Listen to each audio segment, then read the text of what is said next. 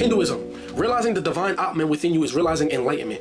Buddhism, there is no permanent self, but awakening reveals the same truth and awareness beyond the ego. Now, in my own definition, when I spoke about spirituality, look beyond the ego, growing closer to your higher self. Let's continue. Spirituality, you are the universe experiencing itself. The idea that divinity and consciousness exists within all, and that you are more than your ego. Now, some religions that are widely popular, they don't give you actual practices, and I'm gonna talk more about this in a second, that actually benefit you. All they do is take philosophies that come from old teachings, other religion or belief systems that been being preached. They take those same ones, make their own story, and then tell you to pray to the being in that story. But unlike those, Hinduism, Buddhism, and spirituality give you actual practices that will lead you into great power, obtain higher consciousness, and grow your spiritual body to where you can actually start to have experiences that they talk about. We're gonna talk more about that though.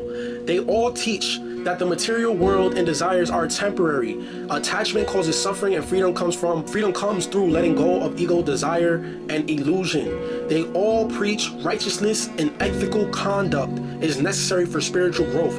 Why do you think in your mind you have a conscience? And I'm not talking about consciousness, I'm talking about a guilty conscience, because right is right and wrong is wrong. Some people say, oh, you're taught what is right and what is wrong. Yeah, sure, when you're young, but it gets to a point where your mind develops enough to where you have a sense for what is actually right and what is actually wrong. That's why they say right is right and wrong is wrong. You have that sense in you for a reason. Something is guiding you within you, and I refer to that many times as the higher self. There's a reason why your higher self is your intuition is constantly guiding you, and why righteousness and ethical behavior is something that anyone can recognize as good. That's why you hear people say things like, oh nah, you're better than me, I couldn't do this. Because we recognize that it's the right thing to do.